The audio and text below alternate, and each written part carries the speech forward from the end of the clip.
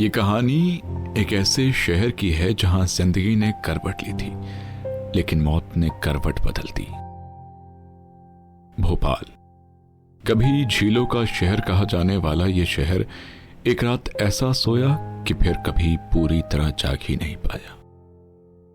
2 और 3 दिसंबर की रात ही झीलों का यह शहर यूनियन कार्बाइड कंपनी से निकली जहरीली गैस से दहल उठा था।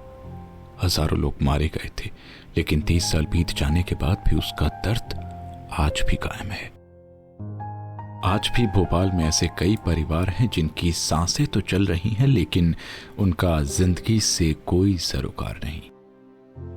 3 दिसंबर 1984 की रात, जब रात के 12 बज रहे थे, लोग अपने घरों में सो रहे थे। बच्चे मां की गोद में, पिता मजदूरी से थक हार कर लौटे थे।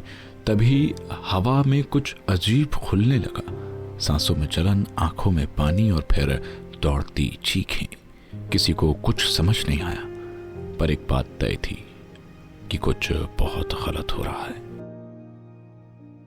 देखते ही देखते पूरा शहर एक विशाल गैस चैम्बर में बदल गया।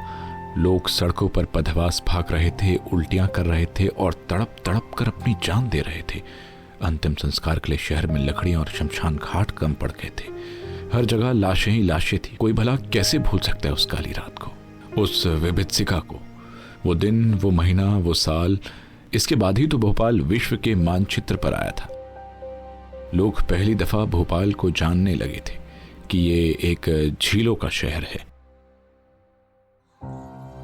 गैस हादसे से पहले भोपाल केवल 3 चीजों के लिए जाना जाता था, जर्दा, पर्दा और नर्मदा। लेकिन उस काली रात के बाद भोपाल यूनियन कार्बाइड के लिए जाना जाने लगा। दिसंबर का महीना शुरू ही हुआ था कि महीने की दूसरी रात थी, जब 40 टन से ज्यादा जहरीली मिथाइल आइसोसाइनाइड गैस रसकर शहर के एक बड़े हिस्से में फैल गई।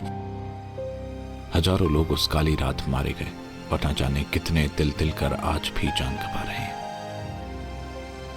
कई इस हाल में हैं जिसकी सांसें तो चल रही हैं, लेकिन वो जीवित नहीं है।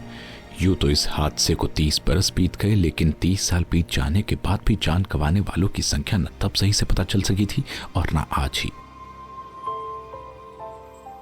पहले भी सांसें लेने के लिए अस्पताल में तांता लगा रहता था और आज भी भोपाल वासियों के लिए कुछ नहीं बदला। लोग उस बच्ची का चेहरा आज भी नहीं भूले जिसकी आंखें गैस ने छीन ली और कब्र में वो आंखें खोले हमेशा के लिए सो गई। हजारों लोग आज भी बीमारी के साथ जी रहे हैं। पीढ़ियों के जख्म अब भी हरे हैं। सरकारी मुआवजा मिला, मगर दर्द की कीमत कोई नहीं चुका सका। कुछ ने न्याय के लिए कोर्ट के चक्कर लगाए, कुछ ने चुपचाप मौत को गले लगा लिया। भोपाल गैस त्रासदी एक हादसा नहीं था, यह इंसान की लापरवाही, लालच और सिस्टम की नाकामी की कीमत थी। एक शहर था जो कभी मुस्कुराता था, अब वहां सिसकियों की गूंज है, और वो रात अब भी जिंदा है, हवा में, नींद में, यादों में।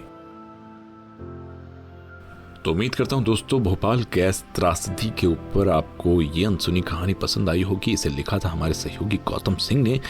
फिर मिलेंगे किसी अगले दिन किसी नए किस्से और कहानी के साथ। तब तक के लिए मुझे दीजिए इजाजत और सुनते रहिए सुनो जिंदगी।